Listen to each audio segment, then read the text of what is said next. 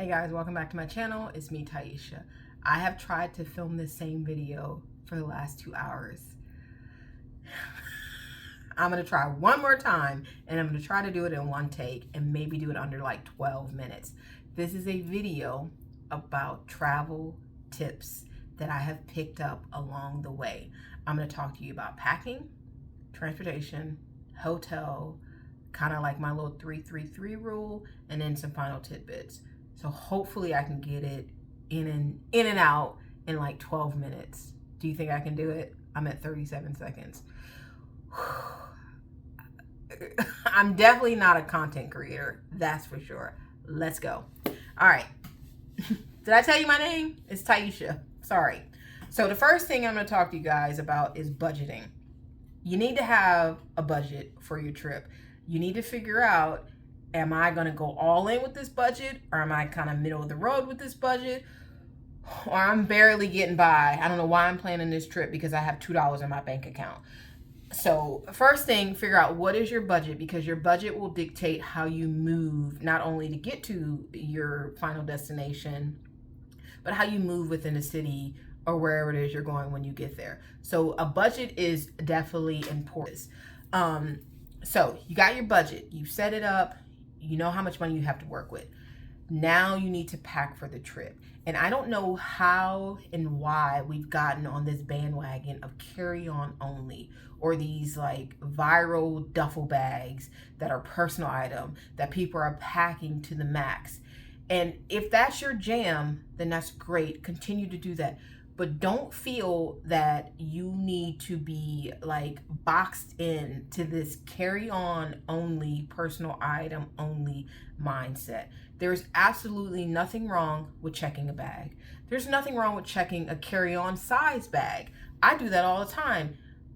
I don't want to deal with a bag in the airport. I'm going to let somebody else deal with it. I haven't lost my luggage yet. I know that's a pain in the butt and that's a risk you take. But you can also get through the airport and get to the gate and they say you need to check that bag and there's nothing you can do about it. So don't try to like box yourself into this, oh, I'm going to Europe for 3 months and I'm shoving everything in a backpack. Okay, that's great that you can do that and you're comfortable with that. But if you've never done that before and you're not comfortable with that kind of travel, then don't do that. That you will ruin your trip so quick. That's very, very heavy as well on your shoulder if you're trying to put all of that on your back.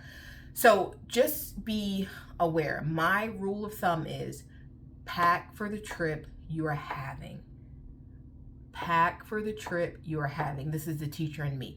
Pack for the trip you are having. If you and your family are going to Iceland, that trip and that packing is going to look very differently than a weekend up to DC. Those two things are very, very different trips. So you need to pack differently. You should not feel like you need to pack a week's worth of things going to Iceland in a carry-on suitcase. Maybe you can. I'm not saying it's impossible, but I'm saying don't put yourself in that kind of box, right? Be okay with checking a bag. It should be in your budget. Okay. All right. So you've got the packing down pack. If you want me to go through like a packing video and all the things that I have a list of things that I always take with me, and I got packing down to a science at this point. If I'm carrying on, if I'm checking luggage, carrying on, and then my personal item as well, I have it like I'm good at it. I can do it in record time. Usually I have to because I'm waiting it till the last minute to pack. All right, let's move on. So let's talk about transportation. I'm going to talk about transportation from the airport into the city and then just how to traverse the city itself. All right, excuse me. So you're at the airport. Hopefully you're probably flying into your destination. Or if you're using a train is also a great way to travel once you're in the city. If you're in kind of Central Europe, the train is a great way to travel through Central Europe. But let's say you fly into your destination. There are a plethora of ways that you could get from the airport into the center city. You can take an Uber, you can take a taxi. Often there is maybe a bus or maybe a train system that will move you from the airport to the center city. There are tons of videos on YouTube that will tell you the best way to get from X airport to X city you're going. I will say this.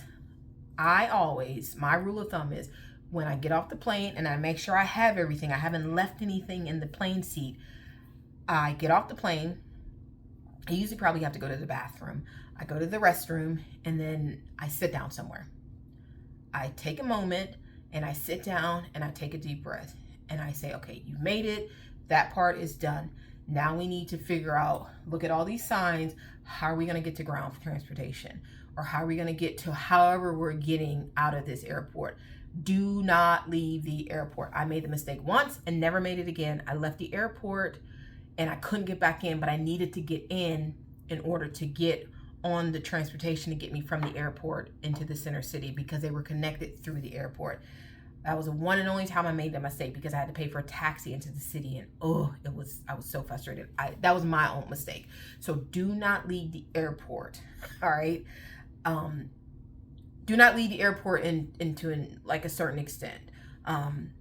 Figure out how you're getting into the center city, and then take a moment to get there. And there's usually always people that will help you with either the ticket or the time, or kind of like signs to say, hey, you need to go over there. That's where the bus is. And then you can pay over there, etc., etc., etc. There is a way for you to get from the airport into the center city. And oftentimes, if you check the luggage, then you have to wait anyway because you have to wait for your luggage to come down. And that's a perfect time, again, to recalibrate yourself, to kind of get your bearings, to see, okay, what's my next move? Don't just rush from the plane to the city. Like, take a moment to settle yourself, unless you have, like, you're on a time restraint and you have to. All right. So now you are in the city. Where are you going to stay? You can stay at an Airbnb. You can stay at a hostel. You can stay at a high-end hotel, a mid-range hotel, or low-end hotel. Or you can just do like I had to do one time and stay at the airport. Yes, I have slept in the airport more times than I care to talk about. We're not going to talk about that day. I don't recommend that. But you have to figure out what kind of accommodation suits you and your travel party. If you're traveling by yourself, then I guess it really doesn't matter. It's whatever you want to do. But if you're traveling with a group of people, is a hostel better for you all? Is an Airbnb better for you all? But I will tell you, hostels and Airbnbs may seem like they're close to public transportation, but they're not always close to public transportation. You need to do your research. I know Airbnbs, you don't actually know the address until you book it, but I would look through those reviews hardcore and see, do people say that it is not close to public transportation? Because if it's not close to public transportation, I would not recommend you stay there, because like, are you going to Uber every day? And that can get really expensive really, really fast, unless it's in your budget. And then go for it. Hostels. Not all hostels are kind of community style. There are a lot of hostels like Generator. I can't think of the other one that I stayed in when I went to Boston, that you can rent a individual room. You don't necessarily have to do like community beds or like bunk beds, or a room that have 4 beds in them. There are options where you can do individual rooms.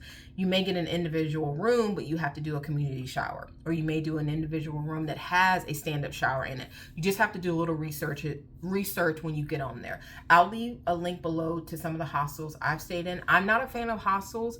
I understand that they're necessary sometimes, depending on where you go, or maybe like if you're only staying for a quick night, then maybe a hostel is just the best financial place because it's in the budget. But you just have to figure out what you need for that time, and is it close to public transportation? Because again, if it's not close to public transportation, then I just don't think to me, it's not worth it. I think also, I like a hotel that has continental breakfast, because then that's one meal that I don't necessarily have to pay for. I have yet to find a hotel that's had a bad continental breakfast. Maybe they're not that great, but they get the job done. So I would definitely say, if you're looking at a hotel, make sure that a hotel is close to public transportation and also has continental breakfast. I have a lot of hotel reviews kind of down below or within my channel here. So when you're done with this video, maybe just go watch some of my hotel reviews. I love reviewing hotels. All right, moving on. Transportation. So you're in the city, you got your hotel, you got your clothes because you're packed accordingly. How do you traverse the city? If you're in a major metropolitan city, then there's multiple ways that you can traverse the city. One, you can walk. Two, you can bike. Please be aware of the bike lanes. Do not walk in bike lanes. Do not walk in bike lanes. Do not walk in bike lanes. It's just rude, and the people there will let you know, because I have heard it. I can tell you, I was in Amsterdam, and I don't speak a lick. Is it Dutch? I don't speak a lick of Dutch, but I know when somebody is cussing somebody else out. And this lady on a bike cussed this pedestrian out because he and his family and his dog were walking in the bike lane, and he should have known better. So don't walk in the bike lane. But you kind of know what the bike lane is, because they're not always marked. But anyways, walking is a great way to traverse the city. Renting a bike is a great way to traverse the city. You can rent an e-bike. You can rent scooters. The hop on hop off bus tour, I think, is a wonderful way to see the city and also be able to get off and maybe go to some stops and then get back on. I know people knock the hop on a hop off bus tour. I'm not one of those people. I think they're phenomenal. I do them every city I go in. The local bus is great. I would just avoid the local bus at peak times, so rush hour, so in the morning and the afternoon when people are getting off of work, just because you may spend longer on a bus than you really want to be. And then the bus may be crowded with locals who are trying to get home to wherever they need to be. But the big thing is usually the underground train system, whatever underground train system you're using. The tube, the metro, depends on wherever you're at, they have different names. I think in some places they have like the tram or the train that's above ground. Excuse me, I have something in my eyes. Sorry, y'all. But public transportation is great. How do you pay for public transportation? I am a fan of the local cards that you can buy at the machine, and then you can just reload these. Anytime I can avoid using my phone, I will not use my phone. I don't like getting my phone out a lot when I'm traveling, because I often travel by myself. So I have to be kind of like aware of everything. But you can buy these cards typically when you get to the city, when you get to the train station or wherever you're at. If you're above ground or below ground, you can buy these, and then you can just reload these with either the cash or whatever currency it is there, or you can reload these with your credit card or debit card. I think these are the best way to move, because if you lose this, you're not that upset. But if you lose your phone because you have it out and maybe somebody takes it or you drop it, like I just think these are the best way. I keep mine. I have mine from DC. I have the one that I use in London whenever I go to London all the time. I have my Paris one. My New York one fell down here. The Omni one for New York City is down here. Just be careful if you don't want to go this route, because I believe some of these you can get online and just load it up online and use your phone that way. But again, I try to avoid using my phone. But if you want to pay with Google Wallet or Apple Wallet, just be careful for a couple reasons. One, if you're doing it and you're paying for your family, maybe your mom or dad, and you're paying for your kids, just know that you're going to have to stand there and tap for everybody, and then you're going to have to go through.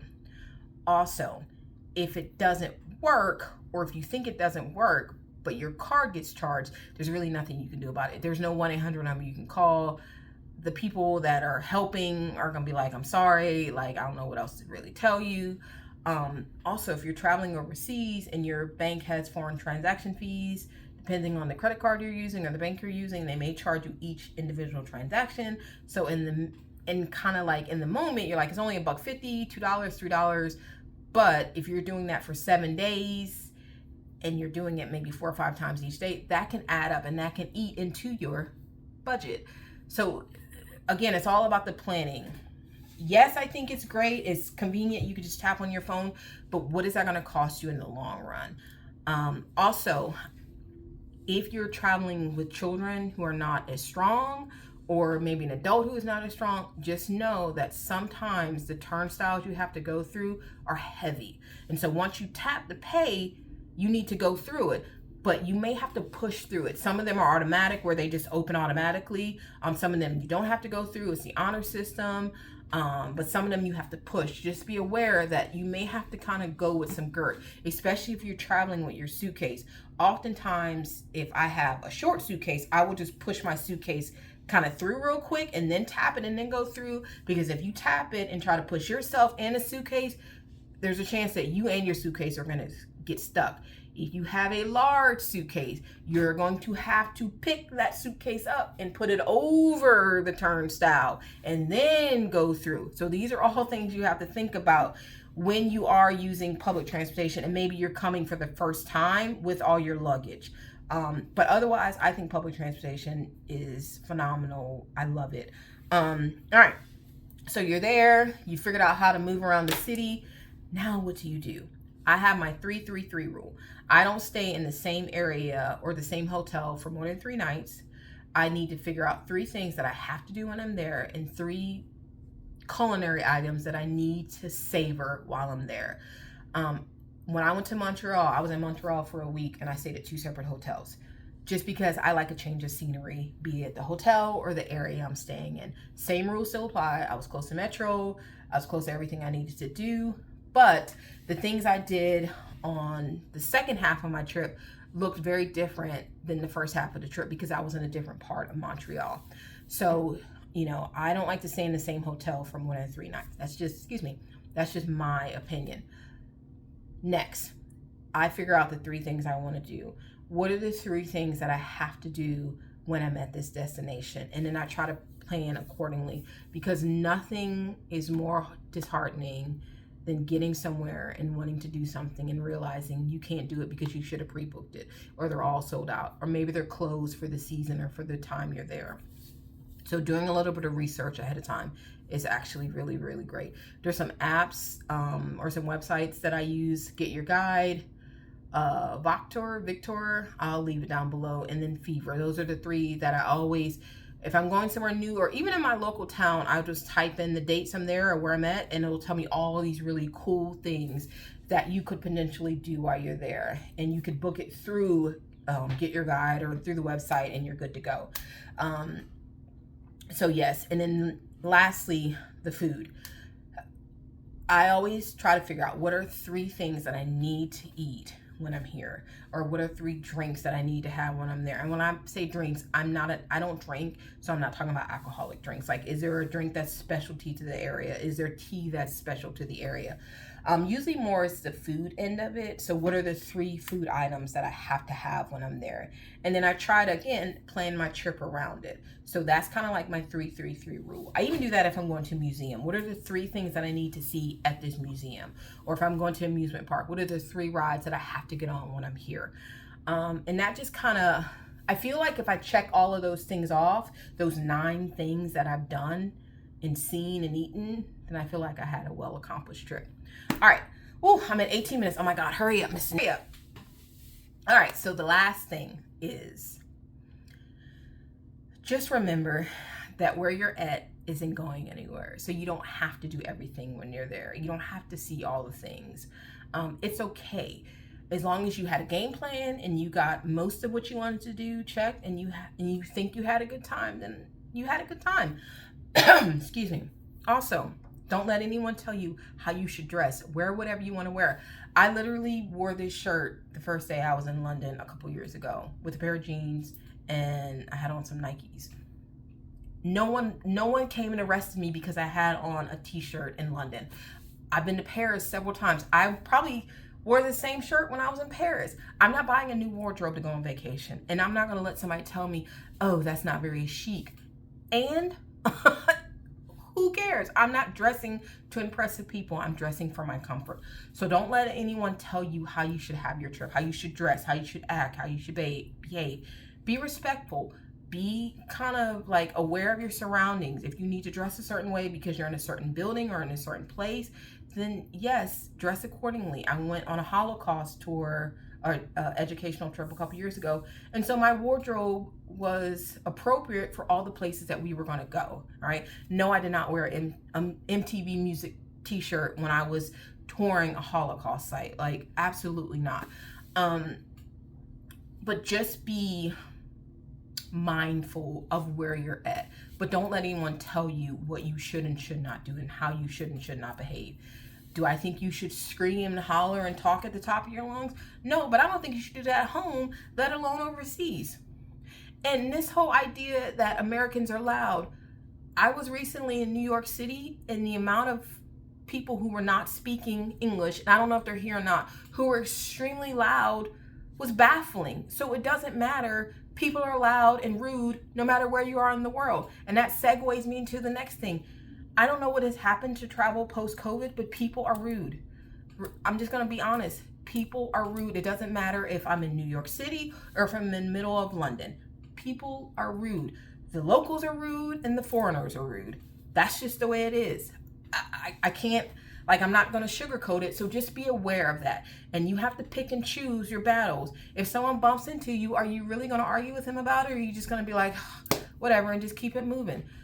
Now, I've come across some really, really, really wonderful people on my travels. Yes, there are some wonderful people out there. But as a whole, when you're in these big places and there's a lot of people, people are rude. That's just the reality of kind of where we're at in the world. So I think you have to just be aware of that when you go on vacation. I'll give you this kind of last case in point here, and then I'll wrap this video up. I was recently in New York City, and we were coming off the Statue of Liberty tour, and there's no like natural progression. There's no like direct line. It's a natural progression. And the amount of people who were like pushing and elbowing just to get off this boat. There was no rush. There was no fire. We didn't have to get off in a hurry.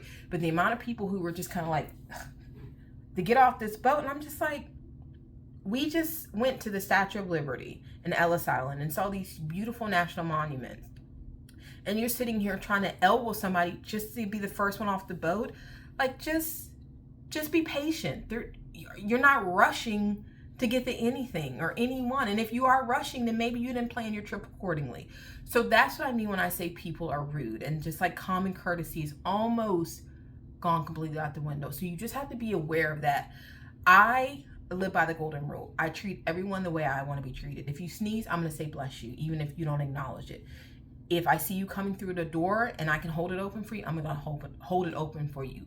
I would appreciate it if you said thank you, but if you don't say thank you, I'm not going to get upset, because that's just kind of where we're at. I'm going to continue being me. I can't help it if you are just going to be a jerk. I can't do anything about that. Otherwise, go on vacation. Go see the world. The world is too big for you not to see it. Budget, budget, budget. Anyone can go anywhere if you just budget it correctly. No, you don't have to stay at the Ritz-Carlton and do all the things. Maybe you do slow travel. Maybe you get a plane ticket and you go for a long weekend and you just go to a couple coffee shops and you people watch and you take your favorite book, or you download some movies and you just sit in a park and you just people watch and enjoy being somewhere else. Just go. All right, if you have, oh my God, 23 minutes.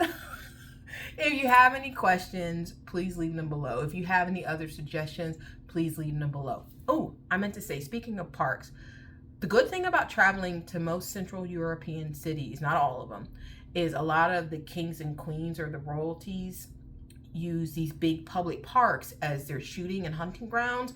So no one can build on them, or no one has built on them. So the cool thing about traveling with a family and traveling with young kids is there are a ton of parks all over like Central Europe, like beautiful, wonderful parks. There's some hood parks, like be careful, but there's some really great parks that you can get a picnic, take like a board game, take some pack games, take some games, and just have a great afternoon just sitting in a park, because you're sitting in a park in a cool city. So that's kind of where I'll leave you guys. Have a great day. Thank you. This is my corner that has held me up all night. Thank you, corner.